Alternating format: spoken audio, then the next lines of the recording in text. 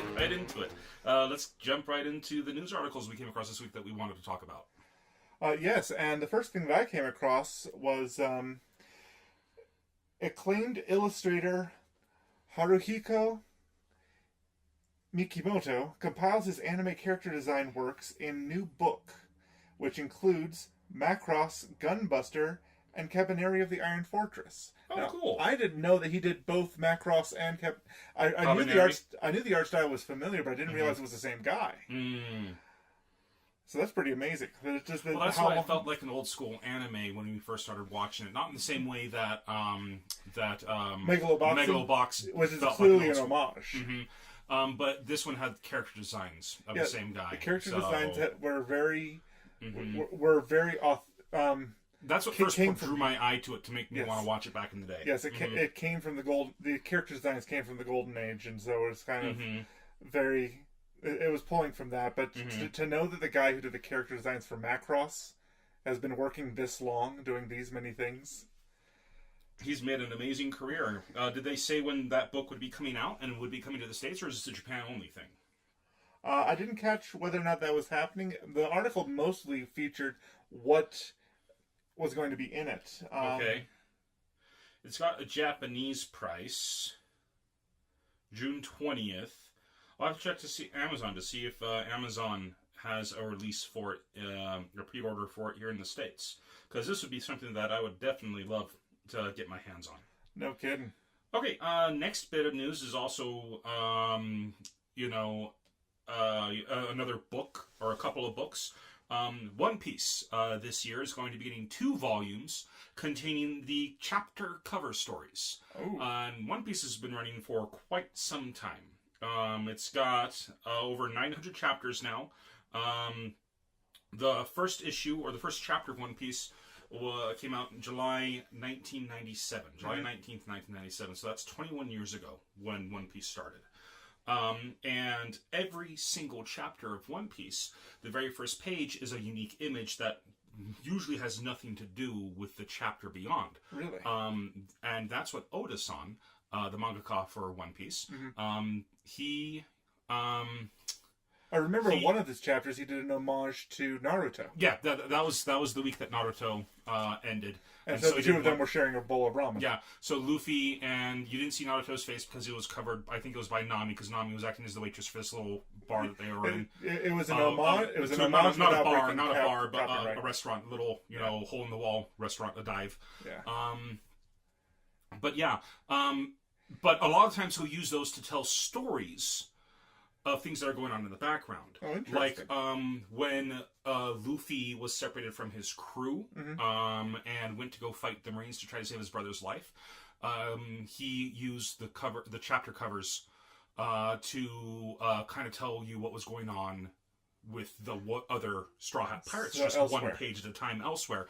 And then after Luffy defeated Enel, who was self-proclaimed god of lightning and thunder in the Skypiea arc, I don't exactly remember when, but there was another, or when it started, but there was another arc series showing Enel afterwards. And then there's another one that Buggy the Pirate, I don't know how far you got into One Piece. I didn't get very far into One Piece. Okay. It requires a lot more dedication than I can afford at the moment.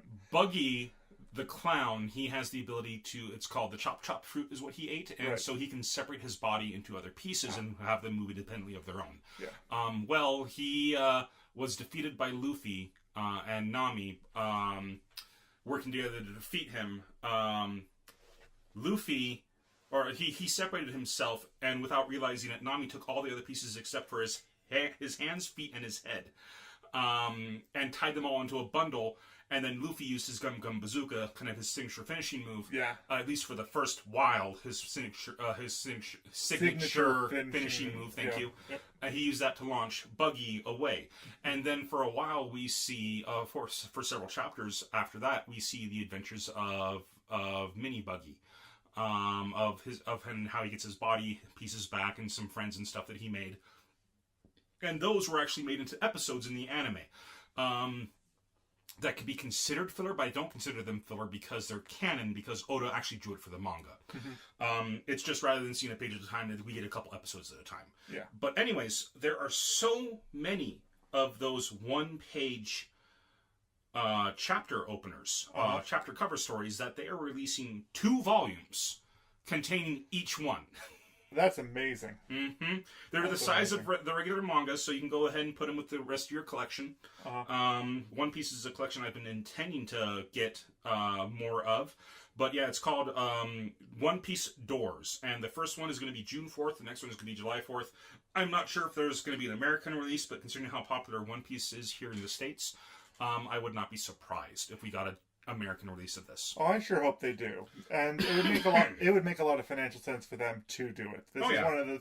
This anime has been one of the big 4 for so long that it's just, international sales are going to do. The big 4? Does it mean the big 3?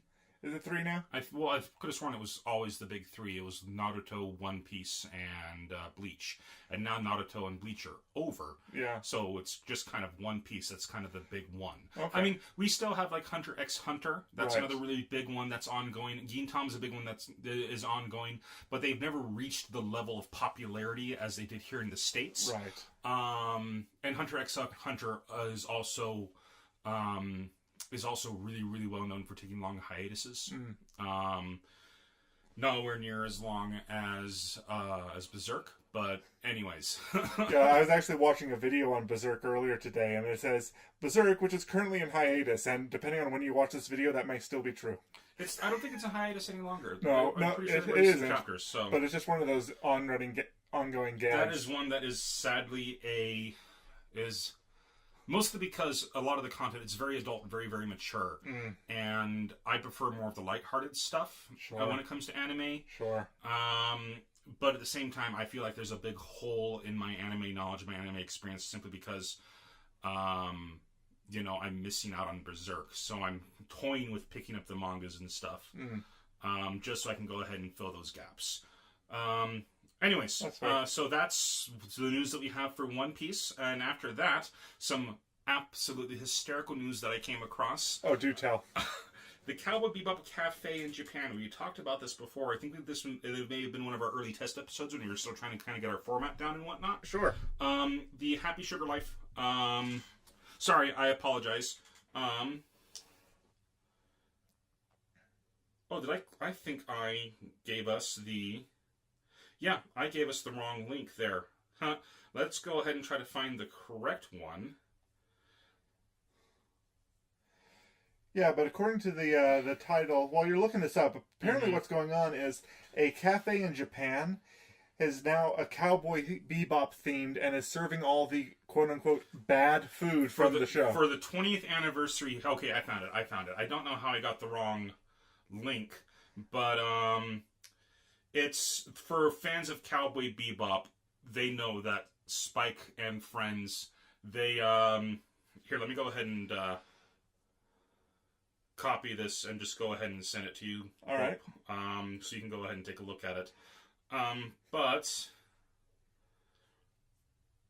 here, I'll go ahead and put it on the doc. All right. Anyways, there we go. People who are fans of Cowboy Bebop are very, very much aware of the fact that as great as the characters are, they don't get to eat very well. Yeah, that was an ongoing thing for them. Is that food was sacred because they couldn't get it too often. They also taught us the very, very important message of cleaning out the fridge every now and then. Oh, but it's almost as if it was made for that Weird Al music video. Oh gosh. Anyways, so they have a dish called bell peppers and beef. Unfortunately, they can never afford beef, so usually it's just the bell peppers. So they're eating just bell peppers. Yeah.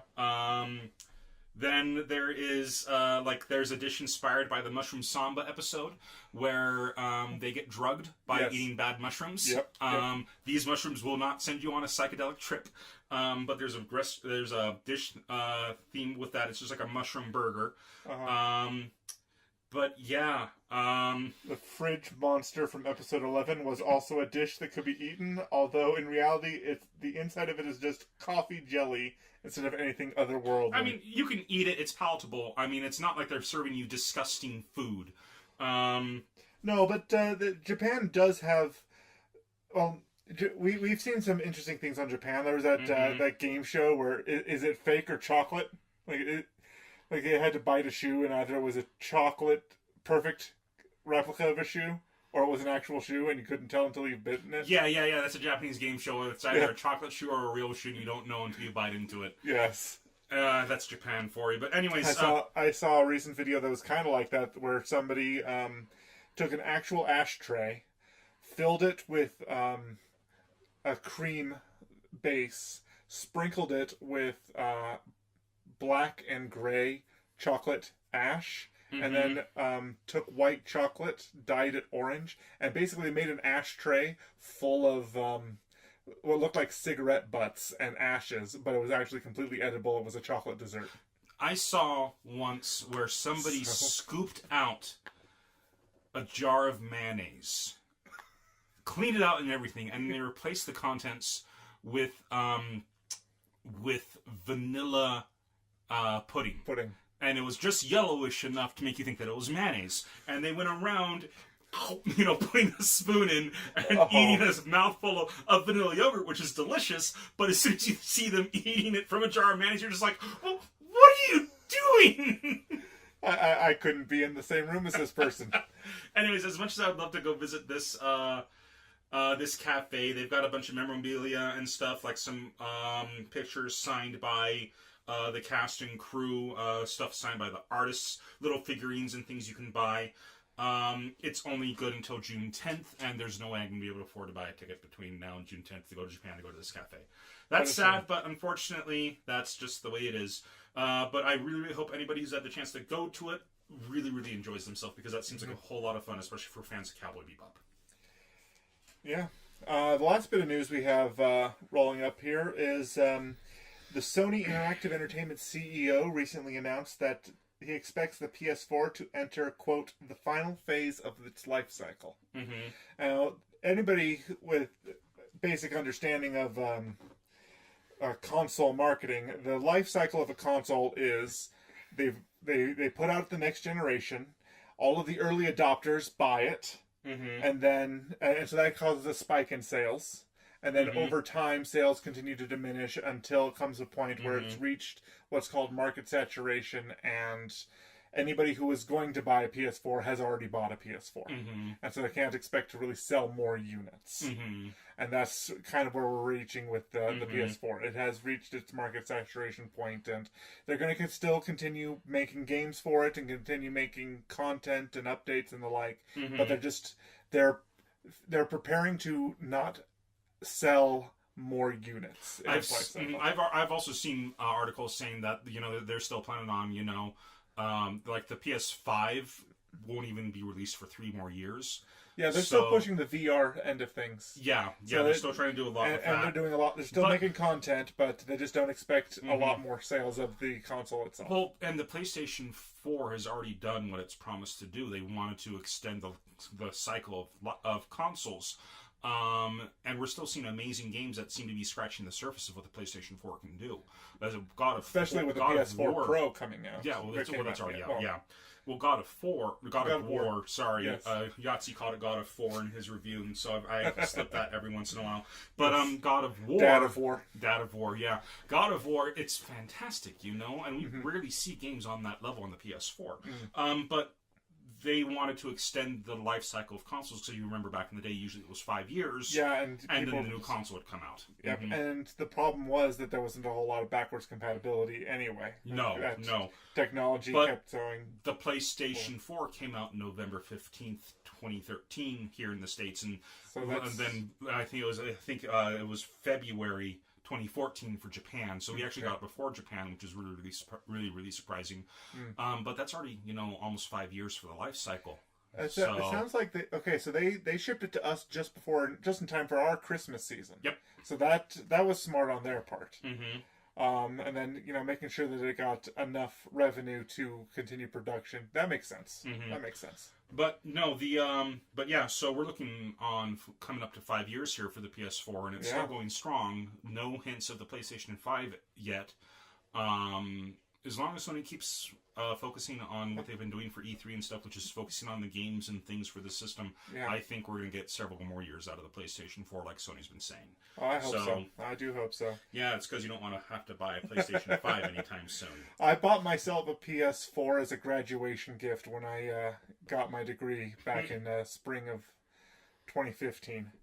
And so I was a late adopter that had been out for a couple of years by that point. Well, I only got mine in...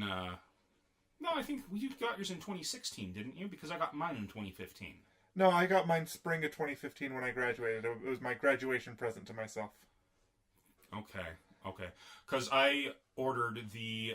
well, anyways, I got a special... But you've already had a PS3 for a long time, and you ordered a special one with a special case, as I recall. Yeah, I got the Arkham Knight edition. It's the silver case with silver controller, and it's got Batman etched onto it and stuff. Yeah, I'll probably wait for a special edition for the PS5 rather than being an early adopter. Sure. But yeah, no, that's kind of the news we wanted to cover, other than, I mean... I got Hyrule Warriors this last week for the Switch, and it's fantastic. And Dark Souls Remastered is coming out on Friday, and I'm very excited for that one as well. Wonderful. Anyways, yeah. So, how about we wrap up on the news portion and get into 3 episodes in? Because that's what everybody's here to listen to anyway. Is it? I don't know. I don't know either. I don't know. You tell us what you like. At this point, I don't even know if anybody's listening to us. But anyways, this week for 3 episodes in, we have Legend of the Galactic Heroes. And in German, it's Die Nue These. In English, that translates into The Nue Thesis. The Nue Thesis. So I looked up what the translation was for that. Okay, so this is a modern remake of I want to say 70s or early 80s. Let me go and look up the release date for the original. Because I saw some footage for the original, and it very much screamed of right around the Macross era of anime releases. Yeah, it was just a clip in a montage, but I could tell that it was these characters and this show based on just the refinement of the character design, and they modernized these character designs, so it's very clearly the late this decade, 2018.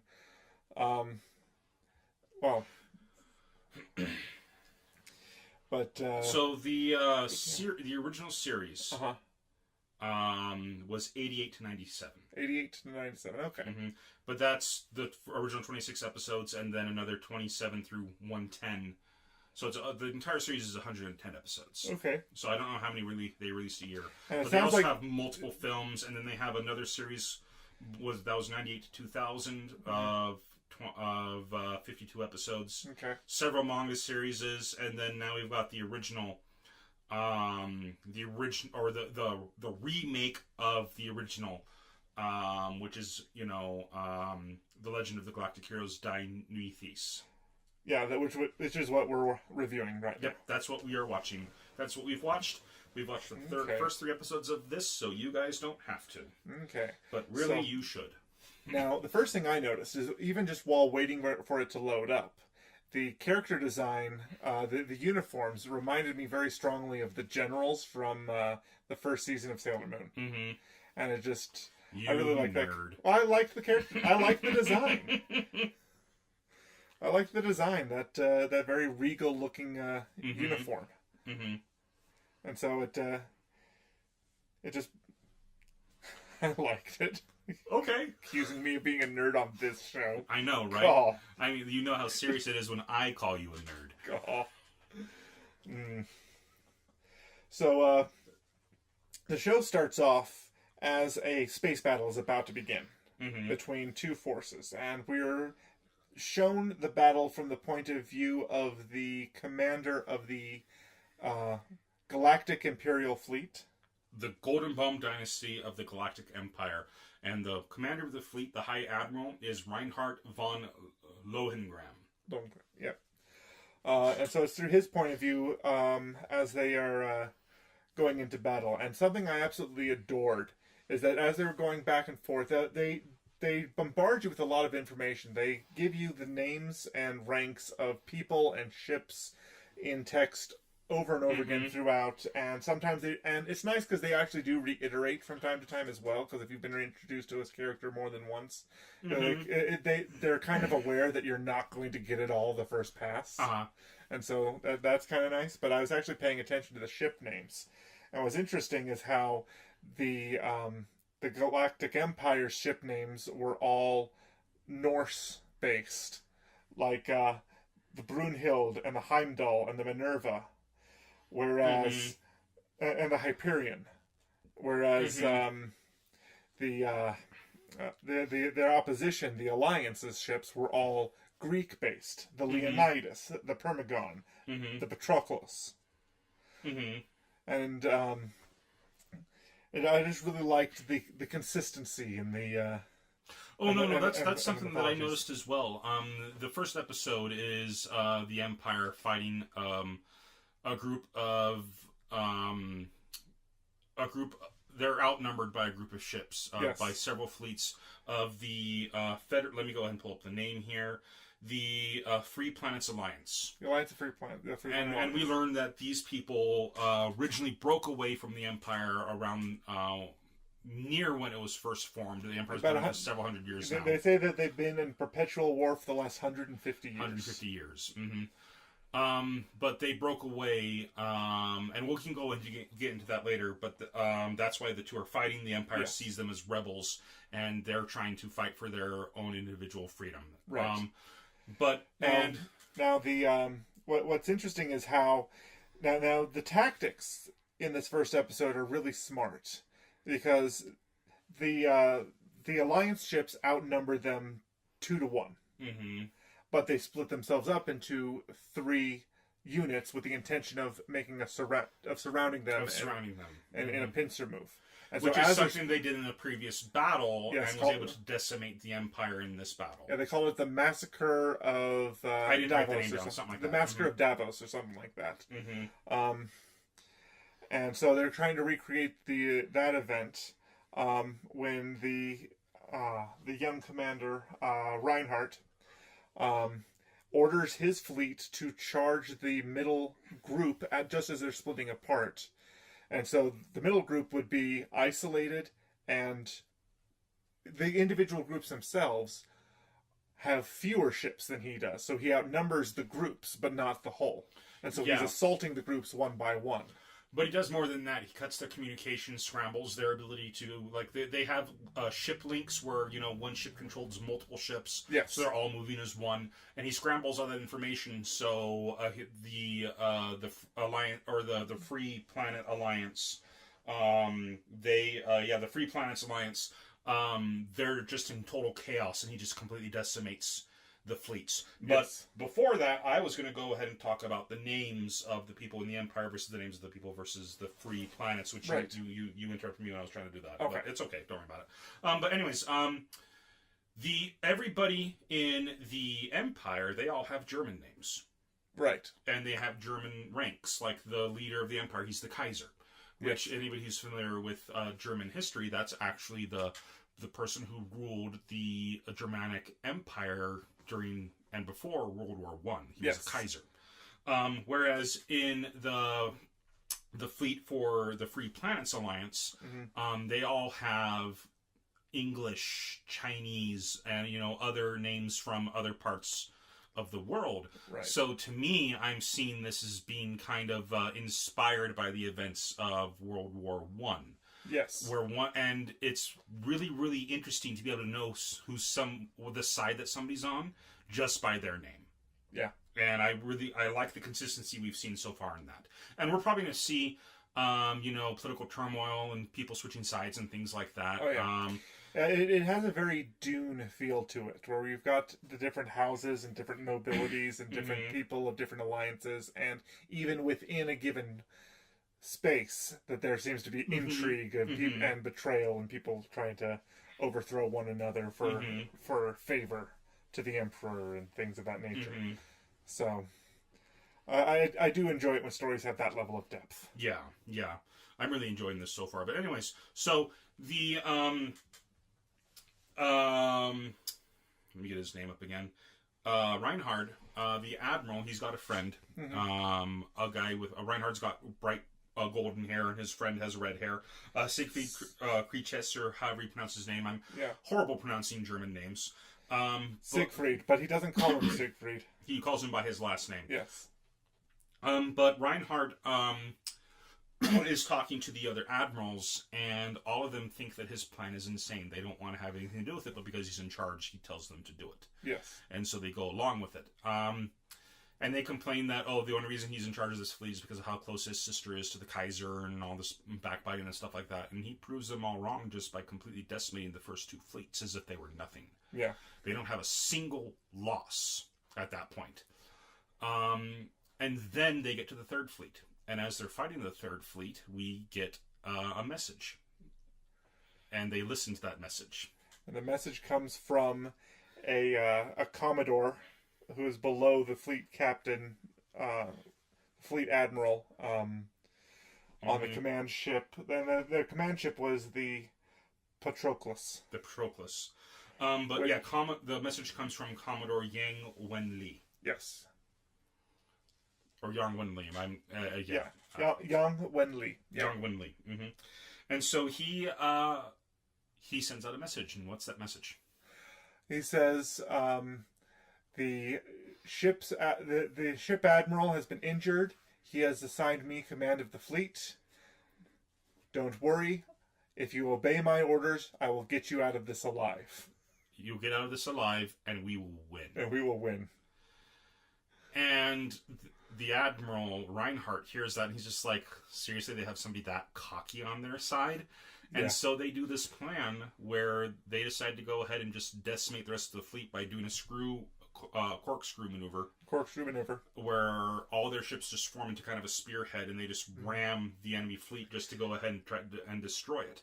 Now, something I really liked about the technology they used to show this anime is they did a whole lot of 3D stuff with the ships, but watching these just fields, depth of fields of ships moving in unison and just doing all of these neat things really brought about what could be done with anime these days that couldn't have been done at the 80s when this first came out. So... Yeah, no. They, like everybody who I've read online who's talked about this, says that, they vastly improved it. That being said, there are people who still prefer the charm of the old animation compared to what they do with this. And there will always be. Oh, yeah. There's always going to be. And I still want to see the original just to see what it's like. Sure. But, so they do this corkscrew maneuver, and they dive into the enemy fleet. The Empire dives into the Alliance's fleet. In an effort to break them. And they're decimating them as they're going through, blowing up multiple enemy ships and stuff. And then suddenly Reinhardt realizes that something's off. It's going too smoothly. It's going too perfectly. Yeah. And then he stands up and he realizes something. And that's the end of the episode. I absolutely adored the cliffhanger at the end of this episode because he realizes something has gone wrong. And we don't know what. And this okay. Oh no, that's not the end of the episode. Yeah. The end of the episode is him standing up, going, realizing something's wrong, and then it cuts to the back of Yang as he smooths his hair and puts his hat on. Puts his beret back on. Beret back on. That's where the episode ends. You're just like, ooh. Before this, though, Reinhardt and his friend Siegfried are talking, and Siegfried says, "Well, I can't help but wonder if the Alliance will have a soldier just as skilled as you are." And you have the weirdest odd thoughts. You have the weirdest odd thoughts. And then Reinhardt just says, "That being said, if they do have a man like that, I would very much like to meet him and test myself against him." You know, and that is exactly what ends up happening in this episode. Yes, as soon as they said that, I was just like, that's not a loaded gun. Oh yes. But and that's where the episode ends. And then episode 2 gives us the same battle from the point of view of the Alliance. Yes, we watch incompetent generals fail to adhere to warning signs, and well, they were expecting an easy victory. They were using a tried and true strategy that had worked before. They were not, and if the enemy admirals had done what they intended to, Imperial admirals had done what they intended to do, then that would have been the... that would have worked, but they were going up against somebody who was not going to do that. Right. Mm-hmm. And which resulted in massive casualties. Yep. After the end of the battle, we learned that they lost 10 ships to 1. Yeah. They lost 10 Alliance ships for every 1 Imperial ship, which is just a complete rout. Yeah. You know? Like the phrase, no quarter. Do you know where that phrase comes from? I'm pretty sure it came from the expression that once 1/4 of your enemy, once 1/4 of your army dies, it says, all right, we've had enough fighting for the day. You win, we'll go home. Because if more people than that died, then they wouldn't be able to sustain their country. They wouldn't have a population. They needed to have so many men working farms, working fields. And it was just, so to give quarter is to allow a surrender out of 1/4. To give no quarter is to kill to the last man. To give no quarter is to kill to the last man. Yes. So yeah, they gave them no quarter. They just decimated them. Which is another funny expression, but go on. Anyways, we get it from their point of view, and we see it from the point of view of the captains, admirals, the commodores of the Alliance fleet, and they get destroyed, still not really knowing what's going on. Yeah. And this is where we learn that their communications have been interrupted and stuff like that. We don't learn any of that stuff from episode 1. We learn it from episode 2 from their point of view. Yeah. The first fleet gets destroyed pretty quickly. Then they go and the enemy or the Empire goes and continues with their momentum, goes through the wreckage of the enemy fleet and turns and attacks the another fleet. The center, left, right, as well. I'll go ahead and say, because that's all we see on the map. And then they go ahead and they attack the right fleet from behind. And they numbered them like 2, 4, and 6. The 2nd, 4th, and 6th fleet is what they called them. I didn't keep notes of who. And so he decimated the 4th fleet, came up on the flank of the 6th fleet. The 2nd fleet is who had Yang. Yang's we see Yang speaking with his friend who's the second in command of the 6th fleet. Yes. Who is a childhood friend of his. Or like they meet each other. We learn. I haven't seen episode 4 yet, but I read the preview for episode 4. And something this series is doing so far is every other episode that you switch perspective. You see one side, then you see the other. One side, and then the other. Yeah. Episode 3 is the story of Reinhardt and their rise to power. Sigfield and their rise to power. And, well, not really the rise to power, but the beginning of the rise to power. It's their history and their establishing of their goal. Yep, it's their goal. It's how they became friends. It's why they do what they're doing. Yes. And then episode 3 is the exact same thing for Yang. Now, I noticed something... Or episode 4. Yeah. Episode 4. And did you notice the difference in the ending credits? Yes, I did. So what depending happens on what side we're seeing the story from, there's a mural... Go ahead. It's your thing. You started it, so yeah. So I'm watching the first episode, and I see the mural padding by, and it starts on the Imperial side, and it kind of finishes over and ends on Yang. So it goes from it goes from Reinhardt and goes all the way over to Yang. And so we're seeing just a plethora of characters in the middle, including one that reminds me of what's his name? Cyan from Final Fantasy VI. He's got the ponytail and the goatee and shouting, and his character design reminded me of him. But at the end of the second episode, when everything is about the Alliance side of things, the panning starts from the side of Yang, and then goes the other way, and ends up on Reinhardt. And I wasn't paying attention to it very well at first, but then I realized the panning was going the other. I just noticed something was off because the panning went one way, and it was going the other way in the second episode. So I actually rewound it to verify it, and I actually went back to the first episode in the credits again, just verifying like, this is something they're doing. And then the end of episode 3, once again, it's Reinhardt's side, and I assume in episode 4 it's going to be Yang's side. And it's just going to go switching back and forth, kind of like what Brandon Sanderson did with Elantris, where every third chapter is about a different about a main character. Yeah. But it's going to be bouncing forth between these two. Yeah. So the 6th Fleet with his friend John Lapp gets decimated. Yeah. And then it goes to Yang. And Yang is trying to give tactical advice to his commander, and his commander says no. He says we need to withdraw. We need to fight defensively. And his commander says no. We're going to go and help the Fourth Fleet because they need our aid. He's like, they're already destroyed. Yeah, we won't be able to get to them. We're not going to be able to get them in time. They're gone. But the commander refuses to listen to him, and he goes to the Fourth Fleet's location, where they meet up with the enemy fleet again, who is fresh from destroying the Sixth Fleet. Yes, and they start a battle, and begin to just destroy the Second Fleet. Yes, the Second Fleet. The Second Fleet. Yes. There's a car going on just there. No, fine. They get attacked. Their command ship gets hit, and the commander gets almost killed and sent to sick bay. And then we see some of the cool technology that they have inside of the ship, where they've got robots going and repairing things. So there's no there's no leaks, no vacuum out into space. Yeah, they sealed up the ship. They sealed up the ship. And then we see Yang, even before the fight, Yang started doing something, started typing something into the computer. Yes. But during the fight, he then tells everybody to turn on channel C4. Turn on channel C4. Because he had anticipated something that he hoped wouldn't be necessary, pre-programmed in the ability to take command of the fleet, and did it in a way that if they were being monitored and they couldn't secure their own communication system, that the message turned to channel C4 would not give away the plan of what they were going to do to the enemy. It was an internal channel, and because it was already broadcast, they couldn't intercept it. So the enemy wouldn't know what they were trying to do.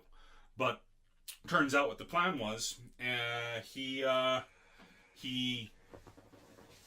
anticipated the enemy ramming them with the corkscrew maneuver, and had pre-programmed the evasive maneuvers necessary to. I don't know so much pre-programmed them, but told them what to do, because he said as long as everybody does what they're supposed to, we'll be fine. Right. So I don't think he pre-programmed anything. I think he just sent them the plan and their orders for what they needed to do. Right. So he sent the plan and told them what to do. And as soon as the enemy is in the center of them, the fleet divides up and then surrounds them and starts shooting the Empire. And flanking them. And then it goes to, it cuts back to Reinhardt. Reinhardt sees that it was a trap. Yes. And someone says, what are you going to do, sir? Should we turn around and engage? And he says, do you think I'm going to do what that fool in the Sixth Fleet did? Referring to the fact that the Sixth Fleet, rather than going and trying to take a sharp turn around and meeting them, stopped where they were and did a complete about pace, which made them sitting ducks as they turned, and they were just completely decimated by the Empire. Right. And so he orders his fleet to full speed ahead, and they end up doing this donut maneuver, where they're attacking each other's flanks simultaneously in a perpetual corkscrew and it becomes spin. a battle of attrition, and both he and Yang realize it. Yep. This is what Yang planned, to make it a battle of attrition. It was the only way to win, is to make the other fleet want to stop engaging. And so they, both fleets broke off at the same time and went in their own respective ways. And episode 2 ends with the Alliance being able to prevent an invasion of one of their systems. Yep. Even though, and that's where we learned, they lost 10 ships to 1. They lost 10 ships to 1, but successfully deflected the Imperial fleet. Yep. Which was a success on their point. But meanwhile, decimating so many of the enemy forces was close enough to a worthwhile victory that Reinhardt got the promotion of becoming Fleet Admiral. Fleet Admiral. Yeah, he went from being High Admiral to Fleet Admiral. So he's in charge of half the fleet. He's in charge of half the fleet, and he's appointed that by the Kaiser. By the Kaiser personally. And we get a scene where we see some of the the story of the Empire. And we see that originally the Empire was once a united federation of planets. Yes.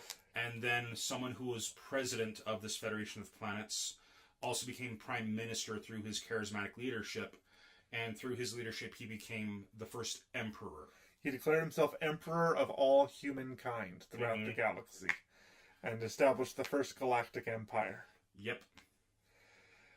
And in the totalitarian state that, and was a tyrant, and in the totalitarian state that he created, there is a statue in his honor, and guess the statue has camera eyes. Yep. Watching anybody who looks up at the statue. Before that, though, I wanted to point out they do a brilliant thing of kind of pointing out the bloody history of the Empire with just a single line, where one of the captains who's speaking with Siegfried in this, he's rubbing his eyes and says, "I'm sorry, my cybernetic eyes Yeah, that's the beginning of episode 3 this happens. Well, yeah, but it's... Yeah, go on. Yeah.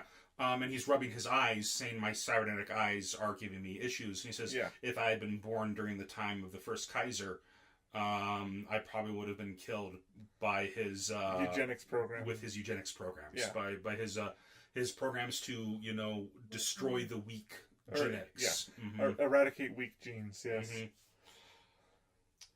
We can see what kind of a tyrant he was. Yeah. And when he died, people rebelled up against the Empire, but the Empire had such a strong foundation that the Empire remained. Yes. And it was around that time, I think, that a group of people broke away and formed their own federation, their own...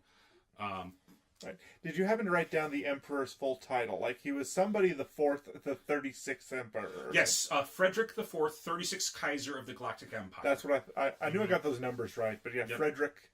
Frederick the Fourth, 36th Kaiser of the Galactic Empire. He is the That is a very German title. Mm-hmm.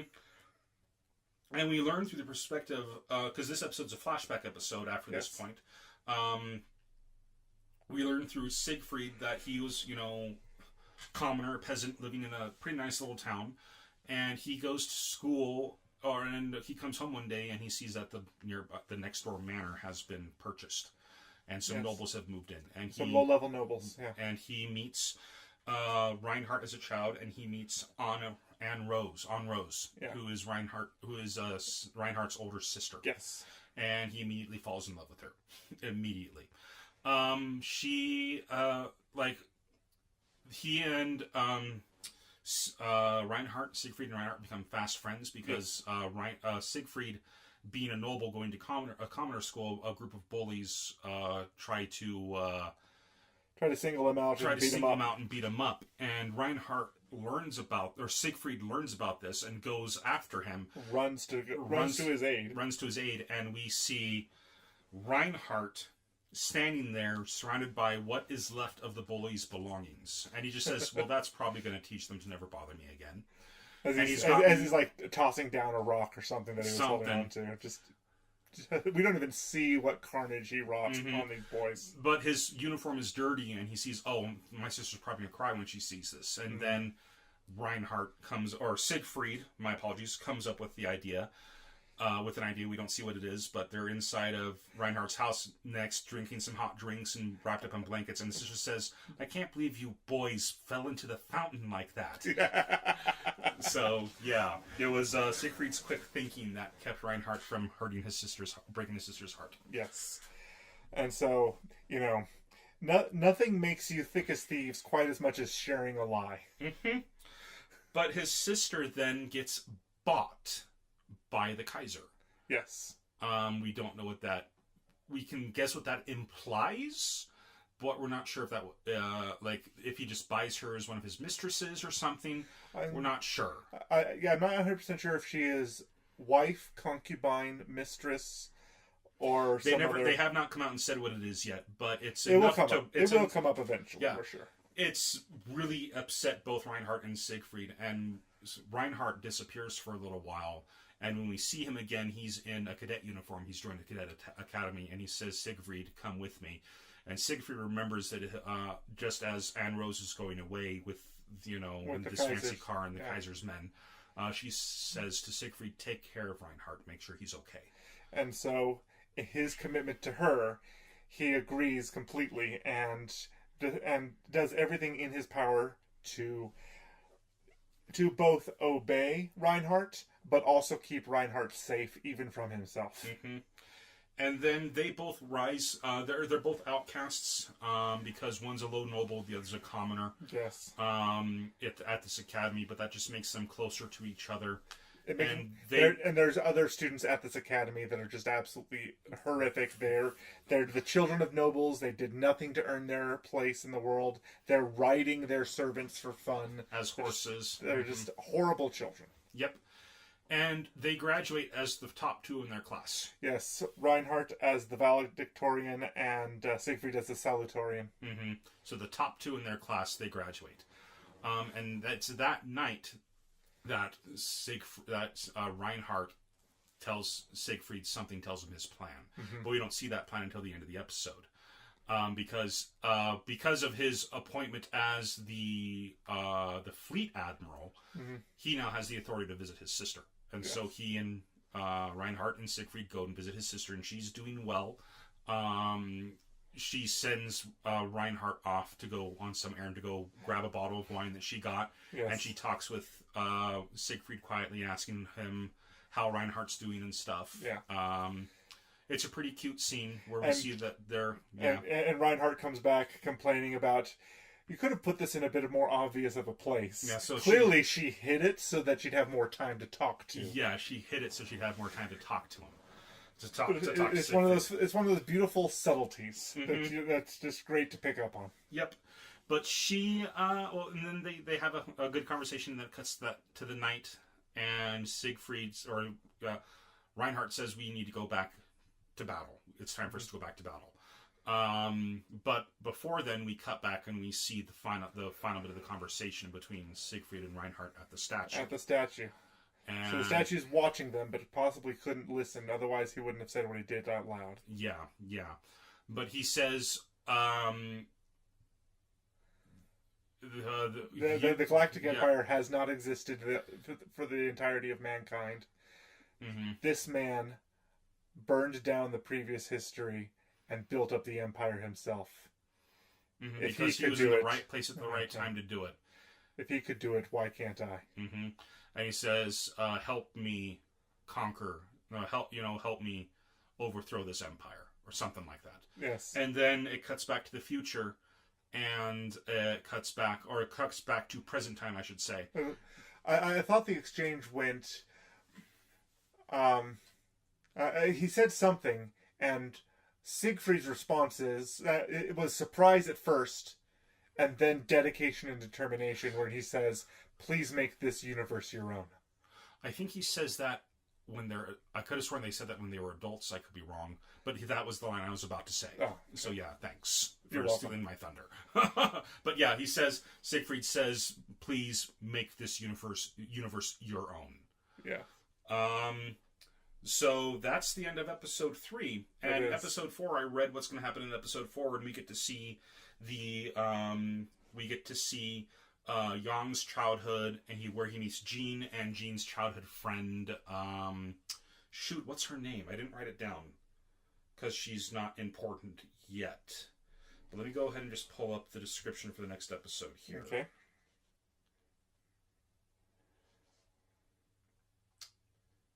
Jessica, that's her name. He meets Jessica, who is Jean's childhood friend. Okay, so who are these people? Jean and Jessica? Jean is the guy who told his commander of the 6th Fleet to go in a loop and attack them from behind, that it was their only chance. And his commander said, "No, I'm going to turn around about face and face them head on." Now, he's the one who died. Does he die? Yes. Okay, because I know the ship blows up, but I also know that they were not taking the time to eliminate every single survivor. The bridge blows up. The bridge takes a direct hit. It does. Pretty sure he didn't survive that. I mean, there's a chance he did, but the bridge took a direct hit. So, yeah. We'll see. But yeah, no, yeah. So episode 4 is going to be Gene's backstory and how he came to be where he's at. So, okay. Yeah. Overall, I dig this show. I think it's great. Yeah, it's going to pull out a lot of interesting things. All right, so I think that concludes our 3 episodes in for this show. Yeah, I think that's it for this episode, for 3 episodes in. So let's go ahead and move on from that to... Well, so next week... Oh, that's right. Next week. Next week, and it's my turn to pick. And I've decided on. I was browsing through the selection and and my eye caught something that I'd seen in memes and in various clips, but I hadn't actually watched the show myself. Assassination Classroom. Assassination Classroom. I have not actually seen all of the anime. I've only seen the first couple episodes, but I've read all the manga, and it's awesome. Okay, now, I'm not 100% sure. Does Assassination Classroom make a cameo in... Is that the one that makes a cameo in 50% Off? There's a scene in 50% Off where Nagisa was sent to a different school, and like all the kids had to kill each other or something, but that was a different show. They were there was like a they're teddy not trying to kill each other. They're trying to kill their teacher. In Assassination Classroom, they are. I read the description that they are trying to kill the teacher, but there's also like the other clip. It was there was a teddy bear that was half and half. Oh no!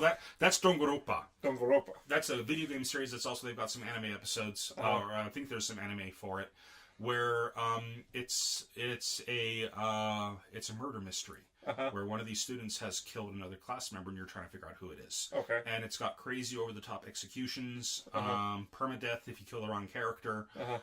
So, yeah, and every time you play it, it's a different killer. So, okay, so it randomizes who the killer is and you have to figure out who it is. Okay, so that's Dongorompa is what he's in. Okay. Yeah. It's like... These kind of antics are not welcome in a school environment. Oh man! We have a volunteer. Makes me want to watch 50% Off again. Anyways, yeah, no. So that's Dongorompa. That is not an Assassination Classroom. All right, I'll put that on another list. You're gonna love Assassination Classroom. I will watch the first 3 episodes of Assassination Classroom, and we'll be back next week to review it. Okay, that wraps it up for 3 episodes in. Let's move on to recommendation of the week. All right, the recommendation for the week. I'm going to pick an anime that we're probably not going to do a 3 episodes in of because we've already seen it all the way through. Yeah. No Game, No Life. This one was just a lot of fun. And I really wish they would make more of it. Yeah, I wish they would too. We have these main protagonists who have their special abilities and have all their quirks, and they're very funny. And I absolutely love what they do to poor Steph. Oh gosh. They have this character who has all the best intentions, but not all the brains. Yeah, and so she is the princess of a kingdom, and so they abuse her relentlessly. And there is tell them the plot. Let's see what the plot is before we just jump into the characters and the scenes. Okay, our main characters are a pair of neets that age like 17 and 11, who are teleported to a world where games decide everything. And these two, their only skill set, they have no skill set in life except the ability to win every game ever. They can't even be out in public. They can't be apart from each other for more than 5 seconds. We see them both controlling 4 MMO characters at a time in the first episode. They are conducting a raid on their own, where one of them has... they're both hands and feet. Both hands and feet controlling the mouse and the keyboards for each of these characters. Yeah, so the guy's hands are controlling the keyboard and mouse for one character, his feet, keyboard and mouse for another character. Repeat that for the girl. That's their setup. And they're just kicking butt. When they're given an email saying, "Would you like to come to a world where winning game?" Well, I don't remember the exact expression, but it's pretty famous. Yeah. And then they end up getting teleported to this other world where there are no wars, but if there are disputes of territory or anything that somebody wants. Everything is basically 100% gambling on games. So it's a world where all the gods were constantly at war with each other until they destroyed themselves, and the god of gaming stepped in and took over. Yes. So everything's now just a giant game because the god of gaming, who looks like a small boy, is the only god left. And so he invites these two in because the world's becoming boring.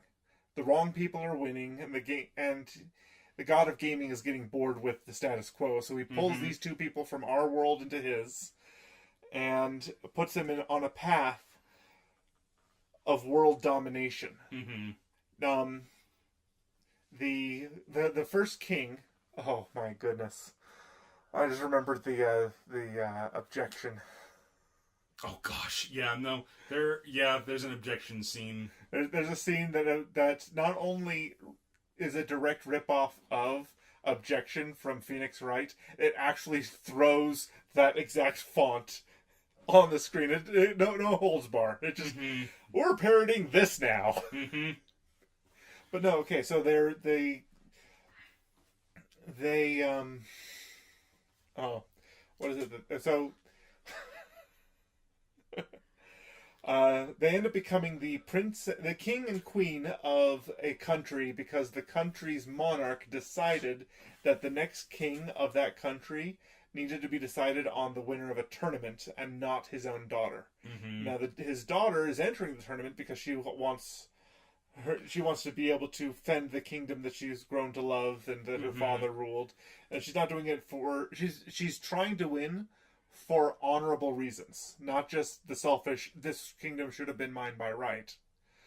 But she understood because the king was really bad at playing games and kept losing territory in his country over and over again. He would challenge these other countries and kept losing until it was the smallest kingdom with only one territory left. And then his kingdom would be inherited. Then he wrote everything he learned down in a secret journal, and it decided that the king of the country would be the person who wins a tournament, so they had to be the best player at a kind of game.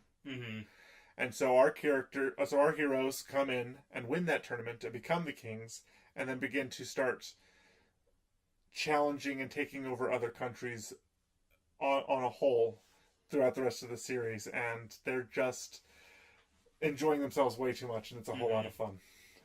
Yeah, no, it's a very fun show. I wish there was more. I think it's just 12 episodes. Is it 11, 12, maybe? There's the 12 episodes that have come out. There's more source material. I couldn't tell you whether it was a manga or a light novel to begin with. It's a light novel.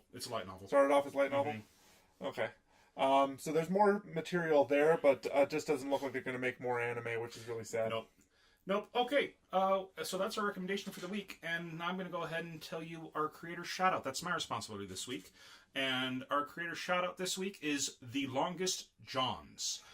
Tell me about The Longest Johns. The Longest Johns. They are a shanty singing group.